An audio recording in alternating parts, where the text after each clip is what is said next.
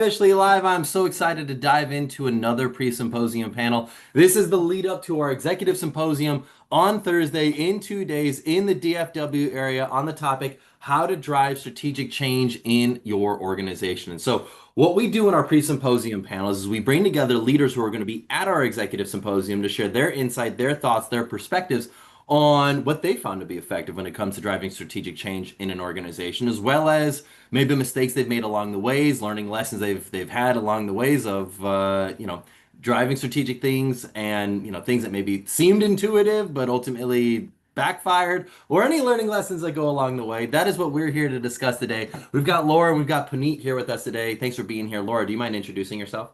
Sure, Laura McLand, VP of HR for Sun Holdings. I've been here with almost 3 years. We are the second largest franchise group in the country, over 30 states. And I manage the benefits recruiting, HR, payroll, and training teams here at Sun Holdings. Very nice. And then Puneet, how about you? Hey guys, glad to be here, Garrett. I am Puneet Sinha, Global Head of Battery for Siemens Digital Industry Software. In my role, I'm responsible for sales strategy and the overall solution strategy on how my company's solutions are empowering overall battery ecosystem in helping companies to design, build, and operate better batteries for electric vehicles, energy storage system, and all the other applications. Very nice. And I'm Garrett Mintz. I'm the founder and CEO of Ambition in Motion. At Ambition in Motion, our vision is a world where the vast majority of people are excited to go to work. When they are there, their expectations meet reality, and when they come home, they feel fulfilled. And we believe that starts with leaders because leaders create the experiences employees have while at work. And so we create technologies and communities to empower leaders to be their best selves and the best, create the best environments for their teams at work. And one of the ways that we build community is through executive symposiums and gathering people together to share their thoughts, their insights, their challenges in a setting where there are other leaders who can relate. So let's dive in. Topic is how to drive strategic change in an organization. I guess I love to kick off with, I want to kick off this conversation with intuition versus reality. I think a lot of times there's some strategic changes that seem like intuitively it would make a lot of sense. Like, oh, we're going to drive this change initiative. It's going to save the company millions of dollars every single year. It should be a home run. It's going to make everyone's life easier. Work's going to be so much more efficient. People will get more flexibility. All these things that seem intuitively really, really positive for everybody involved. It seems like win, win, win, win, win, win, win. And then when it comes to the actual implementation, it falls flat. And so I'd be curious to just kick this conversation off is in your experience, or even just with you observing this happening in whether it be your organization or organizations you work for, or in other organizations you've observed, where do you think the biggest pitfall is when there's this intuition versus reality of when it comes to driving a change initiative? Who wants to go first? Laura, go ahead. Well, it's important. Yeah, we always have a vision of everything going absolutely smoothly. And so mapping that out, we were big in the M&A space, so a lot of mergers and acquisitions. And so the first ones are always a little bit rocky because we're trying to see what each particular brand and what tells the differentiator between them and what we're doing. And so it's important that as we do each additional M&A, what that process looks like and mapping that out, key steps, and breaking it into smaller chunks for each individual M&A acquisition that we have.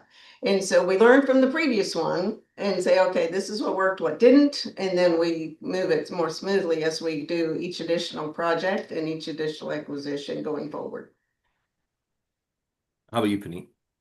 Yeah, it's as you said, there is a massive difference between vision and what should be intuitive versus how it is execution. So to me, whenever we talk about strategy is nothing without its execution. Otherwise, it's just a pipe dream. And when you say, hey, why many times companies fail off or that vision is not necessarily manifested, depends on how you look at if I condense it, it comes down to things that what I have seen is that when we look at a strategic change, when we look at driving it, it is about people. Whereas many times we become too much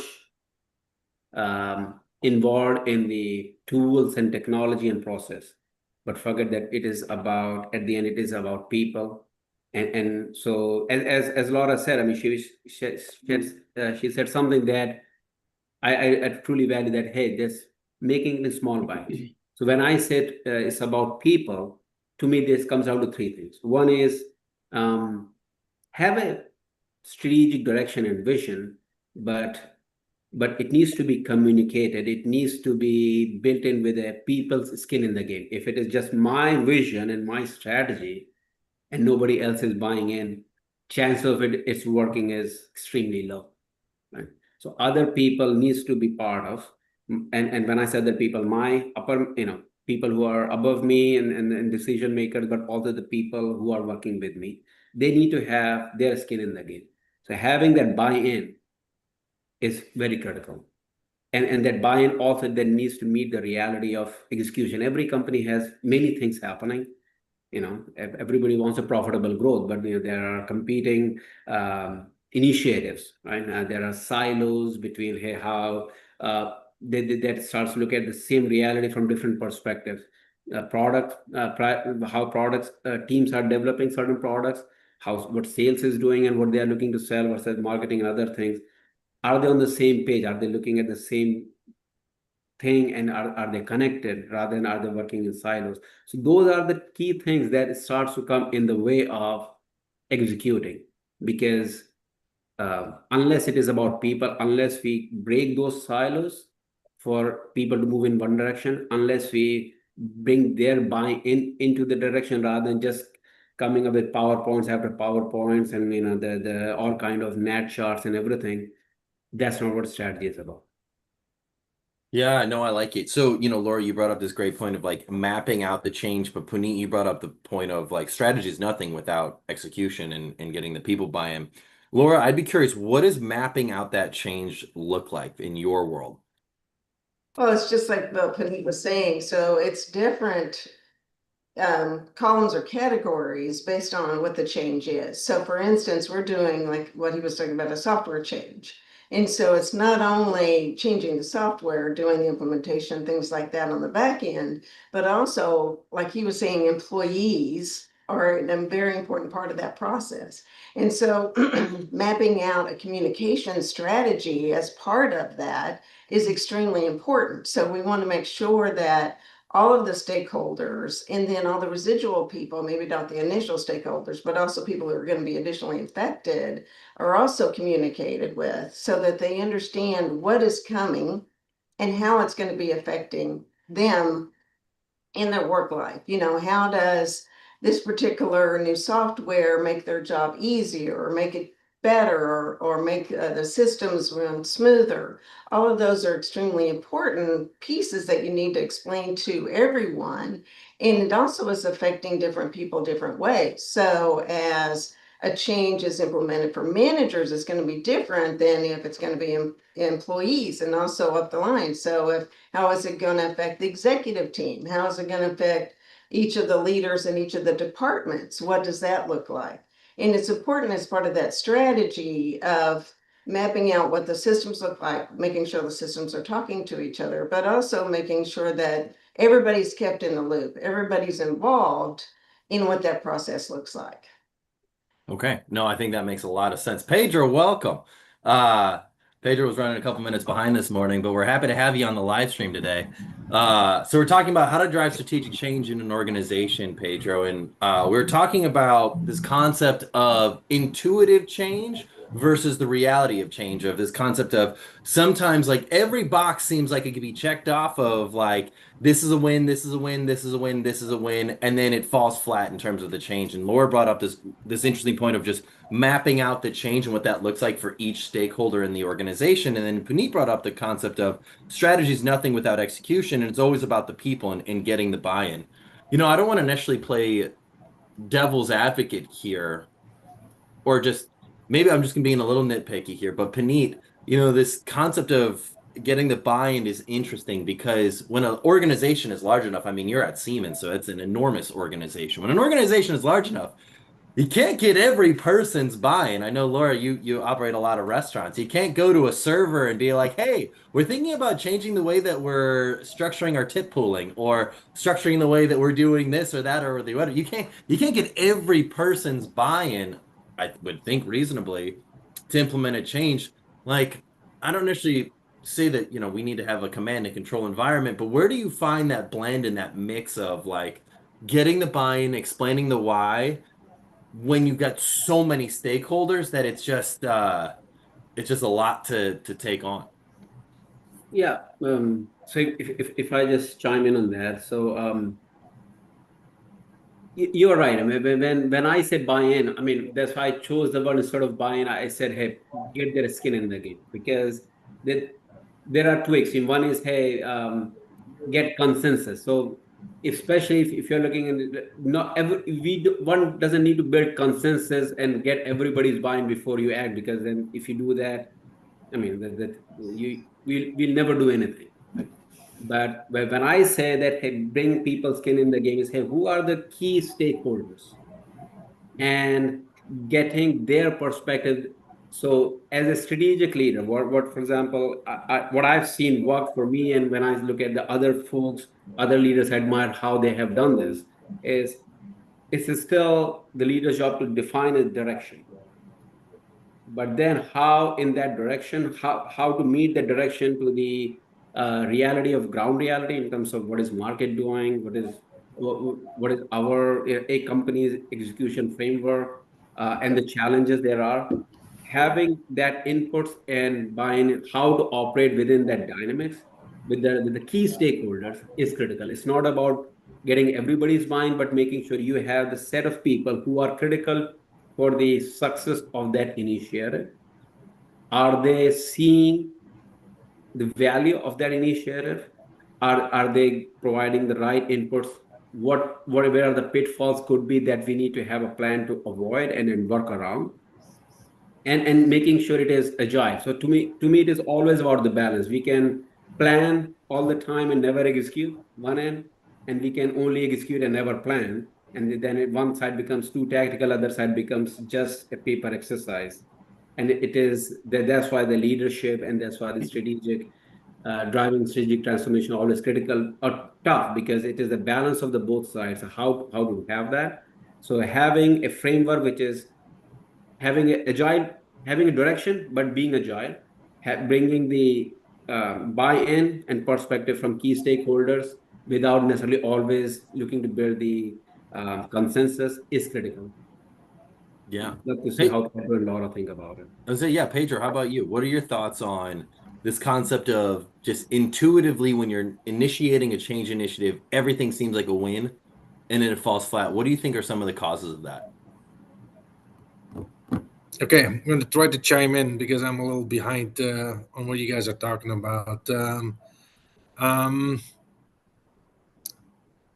I think at the end of the day, everybody needs to go into change with eyes wide open, right? There is no golden goose egg or anything that can be taught or explained to make things happen. As long as we know what the outcome should be and what can go wrong, right? It's a matter of balancing, the calculated risks, I call it.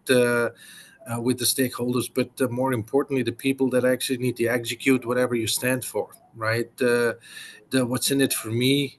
I think comment Puneet, what I heard from you makes a lot of sense, and building that trust that not everything is perfect, but that we can improve the situation typically allows you to fail and allows you to be successful with failure. You brought up this concept of like building trust. How do you build trust? Like, what are the things that are other trust seems like a building block activity that can be easily torn down with only a handful of actions and behaviors, but something that, if you continue to invest in, can be a bank account you can lean on moving forward.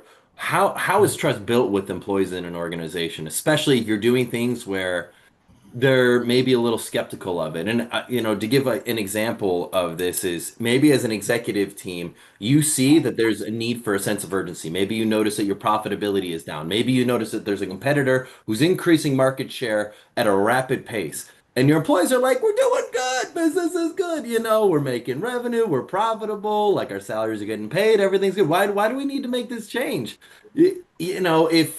If there's very low trust, it's going to be difficult to get them to buy in if they don't really see the need for some change to occur.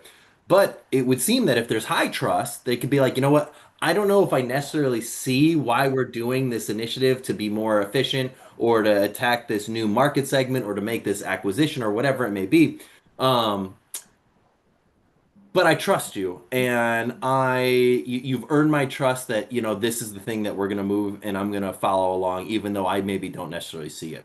How do you build that trust to get your people to that point? So if it's still with me, Yeah, go for what it. Or what really, this is seems an open what forum, but seems yeah, to work sorry. for me, it depends on who you talk to or who you try to convince, right? Business, commercial leadership, they seem to um, gravitate towards a solid business case, right? What's the need? Do we have what are our core competencies? Is the RWW? Is it real? Can we win? And is it worth it? Right at the end of the day, and that actually tends to have them on board, right? If it is about the team members, the functional team members, depending on what project it is, it's clearly articulating on what the issue is, or what the problem is, or what the possibility is of a regulatory play, a technology play, a logistics play, a cost savings play. It all depends on who you really sell on the idea that you want to go and accomplish, Garrett. And then there is the track record, right? If you have a track record of really being able to drive change and deliver on that change, that also says a lot about um, how to get trust in the broader organization. Laura, how about you? How do you build trust with your Yeah, people? and exactly what he's saying, which is consistency. So, once they see that you've made a change, you've implemented something, maybe it's on a smaller scale, and they see that it was successful, then you start building on that trust of, okay, now I have a better change. But you don't implement change for the sake of change. You want to make sure that you have a strategic business case for making this change. And that's part of what, we're talking about the buy-in. Just people inherently hate change. You tell them you're going to change something like, nope, no, everybody else but me. I don't want it to be me or what I'm doing. I'm happy. I'm content with what I'm doing. I don't want to change anything. And so part of that is explaining, and I think we touched on it earlier, is why. What is the business case for making this change? Whether it is a better, easier process for everyone. Also, of course, monitoring the progress of what that change looks like. Is it going to be a very short-term change? Is it going to be instantaneous over like a month or 2 months? Or is this a strategic, more long range? Is it going to be over a year, 2 years, or even 3 years down the road where they'll see it evolving? And what does that look like? Sometimes that's easier on employees and people in general because it's not overnight knee-jerk reaction of change. Something that is evolving and they can see, okay, this is incrementally better. Okay, this is making me a little bit more comfortable on what the strategy is looking like and what the vision is of the company. And I see where we're going and can see what the long-term goal is going to be. And I see how I'm an important part of what that looks like. And so I think that's important to involve everyone. They can see whatever the vision is at the end and why we're actually making that strategic change now.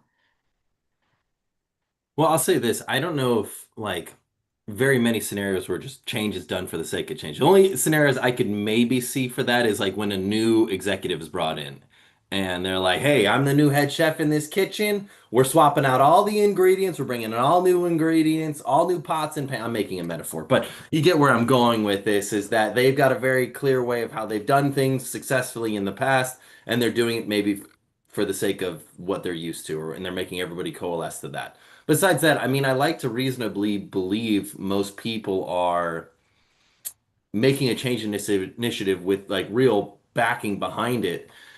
How do you handle how do you handle this concept of like, I don't want to almost say like passive indifference, but verbal support? And when I say that, I mean the type of like, let's say you're a CEO and you say, hey, or even let's say you're a CTO, you're implementing this new software, it's going to save the company $600,000 every single month. Everybody on the executive team is like, oh yeah, great job, CTO, you're doing amazing, love it, love it, love it. And he's like, great, everyone's going to need to be on this software in the next 2 weeks. They're like, oh, for sure, for sure, for sure, for sure. Well, it gets to like 2 days, 1 day beforehand, no one's on the new software. And he's like, hey y'all, we're about to sunset the old one and make it mandatory that you get onto this new one. And like only 15% of our employees are on this new software. Like, y'all said you were supportive of this, but like, what's going on here? How do you handle that verbal support, but passive resistance, indifference? Not necessarily that they're anti the change. They love the idea of saving $600,000 a month, but they're not necessarily the most excited about making the change and therefore kind of drag their feet, procrastinate. How do you handle that? How do you approach that? Is there a way that you can kind of call it out, or I don't know, just make it so that people realize the reality of the situation? Who wants to go? This is an open conversation, open question. I'll try. Um, so first of all, I mean, this is definitely the tough part, right? That as you said, and I like the way you said it, that verbal confirmation, but passive indifference. Not that people don't want to do that, but there is something more important, more pressing sitting that, hey, why can't it wait a little bit longer and I'll get. And, again, it's not just my experience, but I'm just reflecting on situation where I've seen other leaders I admire within my company or in my previous roles, where and this happens all the time, right? But how they have approached that, what has worked. So to me, they're of course I don't think there's a single silver lining or golden bullet that you say and this you press a button, this will happen. It's a combination of multiple things. It starts with trust, right? Hey, if the leaders who have the trust in their team, that when with their and the accountability, that hey, they put themselves also accountable for that change and taking their steps and communicate, hey, I have done that, right? This helps and propagate that thing. Okay, my leader not only said that, he has done it and he's communicating, okay, that how I did that, what does it mean, and what has been my experience. So to me, that is critical. And this is, for example, if I give an example of, if I take an example of Siemens and Siemens CEO, right, Roland Bush, he's a tremendous leader, and the changes that he's talking about, of course, he is also communicating that, hey, I am doing this. In today's world, I mean, of course, we have so many tools of communication channels being more personal so that it doesn't look like a person sitting at the top is passing orders, but he's humanizing those actions and process of adopting it. And that opens up and make people more attracted towards taking that step, because hey, my leader who I trust, who I respect, is not only doing it but also sharing his experience in taking those steps where his or her inhibitions has been and how he or she has overcome them. So that starts to open up things, so that it doesn't look like a directive. It looks like, okay, now I can also take those steps. And so those are the things I've seen working very well. So yeah, I'd love to hear if Laura and Pedro have other dimensions to add. I was thinking the exact same thing when you were speaking. Is you're right. I mean, it comes from the top down. And so that buy-in definitely comes from the top and what that looks like. And once they're involved, and they're eager for that change. But you are going to have, like Garrett was talking about, you're going to have the reluctant people who are like, I'm not going to do this. You're not going to make me.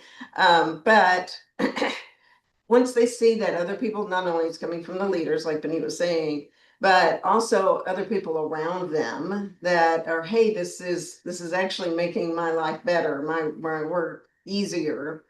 And then they'll start bringing that focus on, hey, this may be not as bad as I think it is. And so you will have those that just for whatever reason doesn't want to move forward.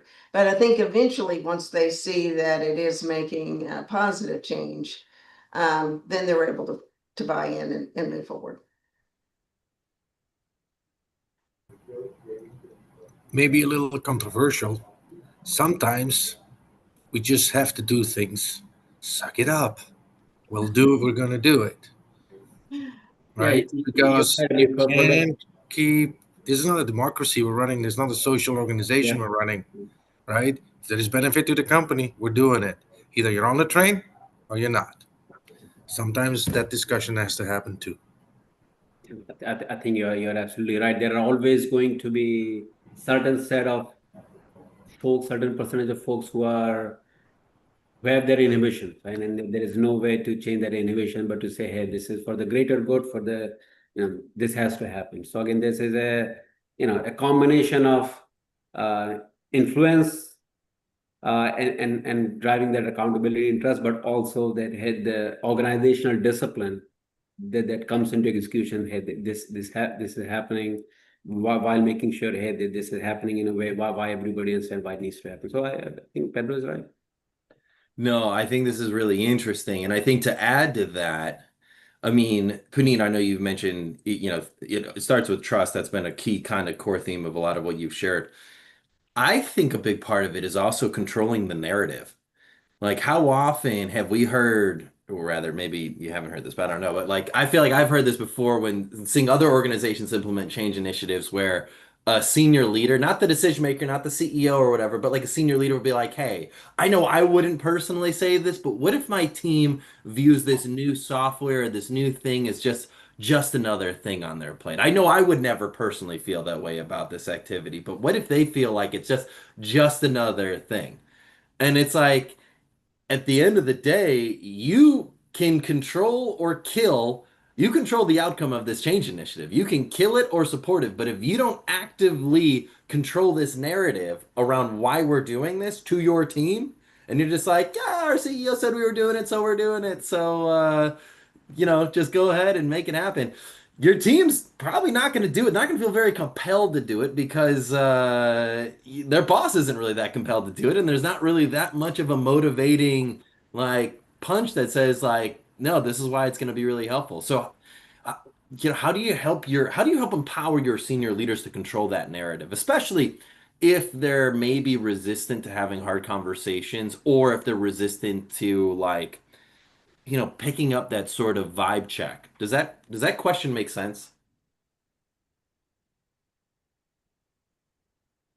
I think it does, So again, as you said, this is to me a key part of that becomes managing up as well, right? So it's about, yes, the culture and trust top down. There's certain responsibility of leaders, right?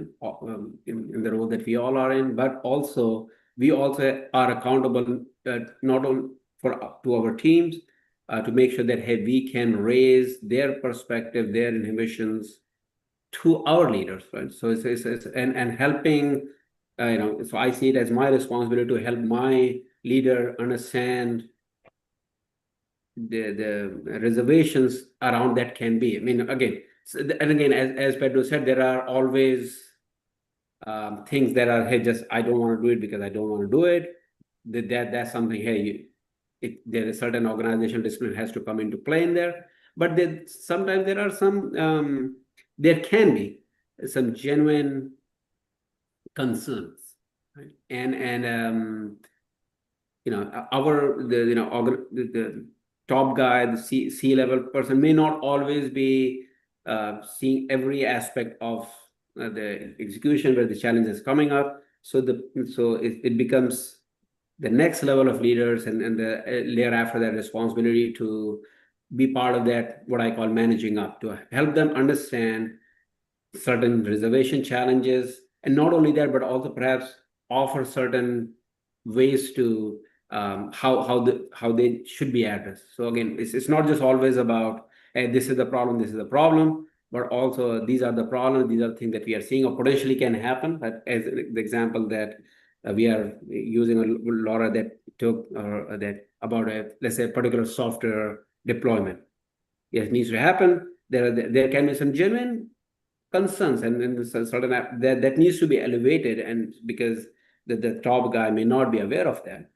But it's also about, if I'm that top guy, at some point in time, I'll say, okay, you are just telling me the problems.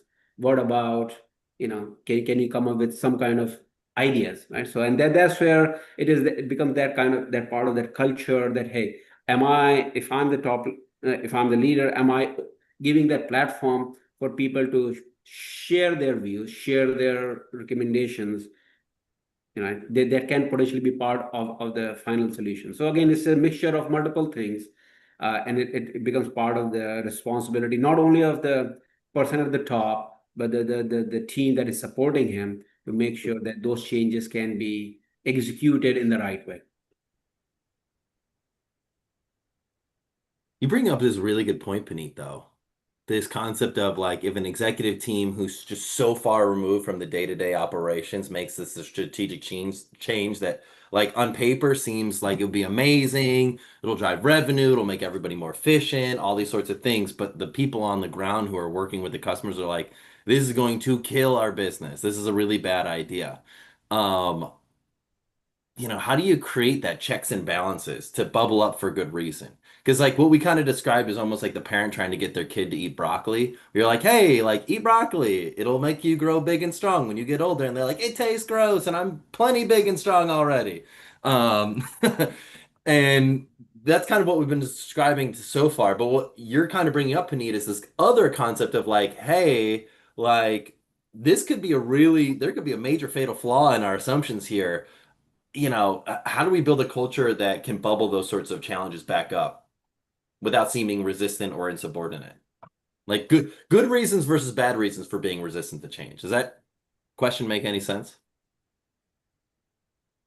It is. Well, some of the change that we do actually comes from employee suggestions, so we do listen bidirectionally, not just from the leaders, but from, for us, our restaurant team members, they bring forward suggestions. Hey, this would make this job easier, faster, more efficient, better for our guests. And so we listen to those, and some of those steps we put in place so that they understand, okay, some of the things that we do, we're listening from their point of view and not just also from what's best for the business itself, and just looking on financial or processes or technology, whatever that is.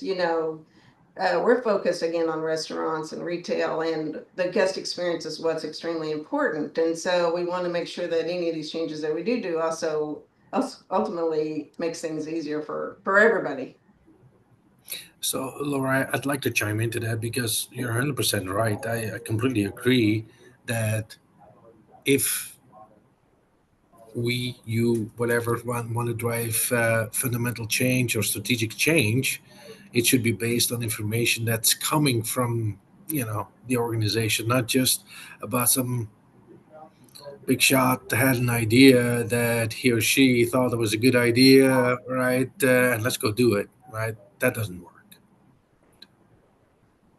So both Laura and Pedro, you brought up a good point that I want to take a little bit forward. You talk about, hey, having the information, right? Challenging our assumptions. And again, if you look at what 2022 and before 2022, that has been a massive sink of effort, right, to collect the information and challenge your assumption. The way I look at it, I mean, of course, the world that we are living in now is a great opportunity for us to leverage to bring the human intuition, the everything that we talk about trust and culture, but also the power of technology that can help flatten a lot of these cycles quickly. And again, this is where I come to, hey, how can we leverage AI as our thought partner? Think in this way: if I had to 5 years back for anything, if I have to go collect information, is it based on who am I talking to, how I collect data, this and that, and then okay, is that data giving me the full value, or is it just people, who are just trying to clone my view and just to appease me or just be on my good books, and is that the real view or contrarian view or not? It's a lot of time and a lot of time that goes in there, rightful, and needs to go in there, right? Now that if what I'm excited about is how AI can be such a powerful partner. And I'm very careful when I say that partner, not a tool.